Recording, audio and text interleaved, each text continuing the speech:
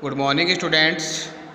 आज हम पढ़ेंगे क्लास 12th मैथ्स में एक्सरसाइज 16.1 कंटिन्यू करते हुए आज के वीडियो में हम जानेंगे क्वेश्चन नंबर 7। देखिए स्टूडेंट्स, क्वेश्चन 7 क्या है। 2 कॉइन्स आर टॉस्ड वंस, यानी 2 कॉइन्स को एक बार टॉस किया जाता है। Determine probability of A upon B, यानी अपन को ए अपॉन बी फाइंड करना है। फर्स्ट है 7 का फर्स्ट है A such that tails appear on one coin, ए कॉइन पर टेल प्रकट होता है।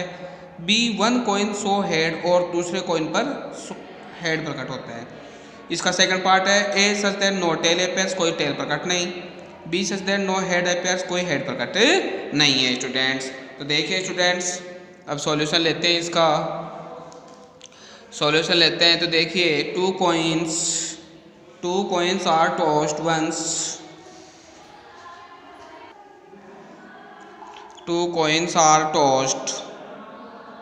2 coins are tossed once. Then result are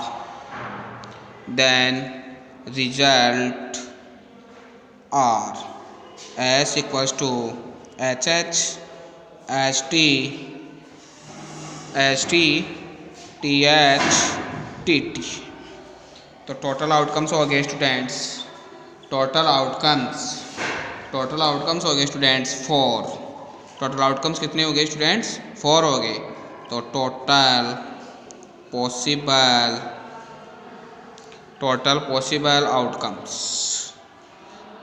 possible outcomes equals to 4 हो गए students.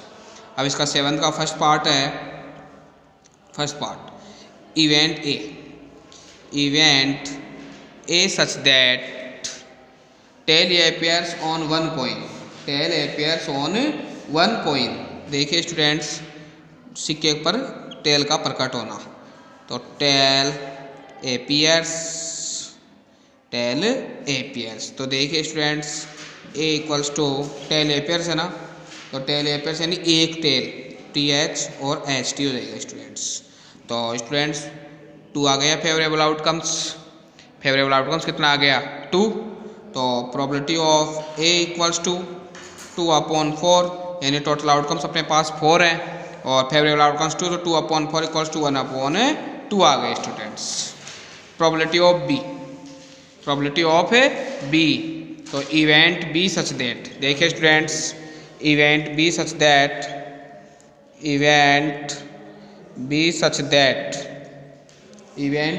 That one coin show head, तो 1 coins show head, तो 1 coin show head, तो B इक्वल्स टू HTHH। तो probability of B equals to 2/4 आ गए students. तो probability of B अपने पास 1/2 आई है। अब स्टूडेंट्स अपन ए इंटरसेक्शन भी फाइंड करेंगे। ए इंटरसेक्शन भी यानी दोनों में क्या कॉमन है स्टूडेंट्स? तो कॉमन है स्टूडेंट्स अपने पास HT। कॉमन क्या है स्टूडेंट्स? HT है इसमें।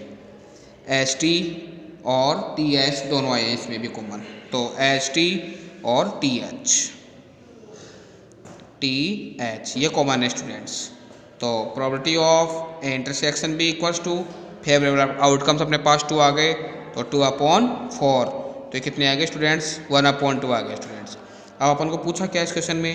Probability of A upon B equals to probability of A intersection B upon probability of B का डिवाइड दे देंगे। तो probability of A intersection B की वैल्यू आई है अपने पास 1/2, और प्रोबेबिलिटी ऑफ बी की प्रोबेबिलिटी है अपने पास 1/2। कैंसिल आउट करने पर अपने पास क्या आ गया स्टूडेंट्स? 1 आ गया स्टूडेंट्स। कितना आ गया? 1। तो 7 का फर्स्ट पार्ट अपने फाइंड कर दिया है। अब जानेंगे 7 का सेकंड पार्ट। देखिए 7 का सेकंड पार्ट है नो टेल अपीयर्स। तो नो टेल अपीयर्स है, तो देखना है इवेंट ए सच दैट, तो नो टेल अपीयर्स, तो कोई टेल प्रकट नहीं है, तो इसका मतलब हेड है। तो probability of A equals to, तो एच एच लिख दिया मैंने इधर, एच एच लिख दिया मैंने इधर। फेवरेबल आउटकम्स 1 और टोटल आउटकम्स अपने पास 4, तो 1/4 आ गए स्टूडेंट्स। इवेंट बी आई है अपने पास नो हेड एपियर्स,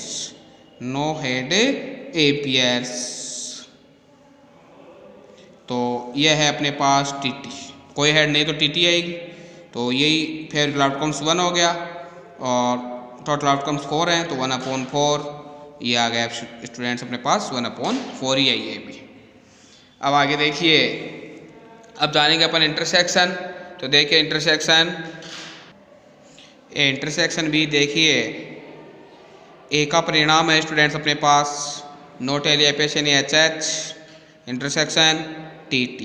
स्टूडेंट दोनों में कोई कॉमन नहीं है, तो कॉमन नहीं आता तो 5 होता है स्टूडेंट्स, तो probability of intersection B equals to 5 आ गया।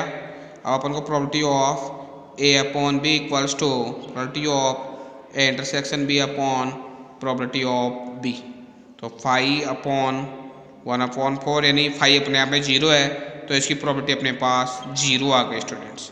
क्या आ गई? 0 आ गई इसकी प्रोबेबिलिटी, तो प्रोबेबिलिटी ऑफ A/B 0 आया स्टूडेंट्स। कितना आया है? 0। तो ये 7th क्वेश्चन अपना फिनिश है स्टूडेंट्स। देखिए स्टूडेंट्स क्वेश्चन नंबर 8 क्या है, mother father and son line up at random for a family picture, यानी मदर है, फादर है और सन है, वो एक लाइन में खड़े हैं एक फैमिली पिक्चर के साथ। Events related to it are defined as events A and B, अपने को ए और बी इवेंट दी हुई है। फाइंड प्रोबेबिलिटी ऑफ A/B, अपन को A/B फाइंड करना है। इफ पहली इवेंट क्या है? सन ऑन वन एंड, यानी पुत्र एक सिरे पे खड़ा है, यानी पहले और लास्ट में। बी फादर इन मिडिल, और फादर कहाँ खड़ा है? बीच में खड़ा है स्टूडेंट्स। आई पास में स्टूडेंट्स, तो देखिए अब इसका सॉल्यूशन लेते हैं। सबसे पहले इनका फैमिली पिक्चर में खड़ा होने का अपन रैंडम देखेंगे कि ये किस तरीके से खड़े हैं। तो देखिए स्टूडेंट्स, देखिए मदर को मैंने M से डिनोटेड किया है, फादर मैंने F लिखा है, सन मैंने S लिखा है। Line up at random for a family picture, तो इनके खड़े होने का जो तरीका है वो है S इक्वल्स टू, जैसे मान लो मैंने पिता से स्टार्ट किया, फादर मदर सन, फिर मदर फादर सन, फिर पुत्र को बीच में लिया, mother son father mother, son mother father, फिर इन दोनों के बीच में बेटा, तो mother son father son mother, तो टोटल आउटकम्स अपने पास 6 हो गए स्टूडेंट्स। अब event A such that son on one end, यानी पुत्र एक सिरे पे खड़ा है, तो इनका खड़े होने का तरीका देखना। ए इक्वल्स टू FMS, एक सिरा हो गया, MFS दूसरा ये भी हो गया, SFM और SMF, यानी बीच में नहीं खड़ा है, यानी सिरे पे देखना है, फर्स्ट पे और या लास्ट सिरे पे। तो number of A equal to 4 है students. Probability of A equal to number of A upon number of S, तो 4/6 आ गया, तो 2/3 आ गया स्टूडेंट्स ये। Event B father in middle, पिता बीच में, तो बीच में खड़े होने के परिणाम है B इक्वल टू MFS और SFM, तो इक्वल टू 2 आ गए। तो probability of B equal to 2/6 equal to क्या आ गया स्टूडेंट्स? 1/3। इंटरसेक्शन भी, यानी इन दोनों परिणामों में कॉमन क्या है? MFS और SFM, ये इनमें कॉमन है, तो 2 आ गए। Probability of intersection B equal to 2/6 equals to क्या आ गया स्टूडेंट्स? 1/3 आ गया स्टूडेंट्स। आगे देखिए स्टूडेंट्स, अब इसका सॉल्यूशन करते हैं। तो देखिए probability of A/B equal to probability of intersection B upon probability of B, यानी यूजिंग कंडीशनल प्रोबेबिलिटी। तो प्रोबेबिलिटी ऑफ इंटरसेक्शन बी आया 1/3, प्रोबेबिलिटी ऑफ बी आया 1/3, कैंसिल आउट करके क्या आ गया? 1। तो probability of A/B equal to क्या आ गया स्टूडेंट्स? 1 आ गया स्टूडेंट्स। तो स्टूडेंट्स आज के वीडियो में हमने एक्सरसाइज 16.1 से रिलेटेड 7 और 8 क्वेश्चन का डिस्कस कर लिया है। अपना आज का ये वीडियो था, आप इस वीडियो को ज़्यादा से ज़्यादा देखो और इन क्वेश्चनों को समझिए। Thank you very much.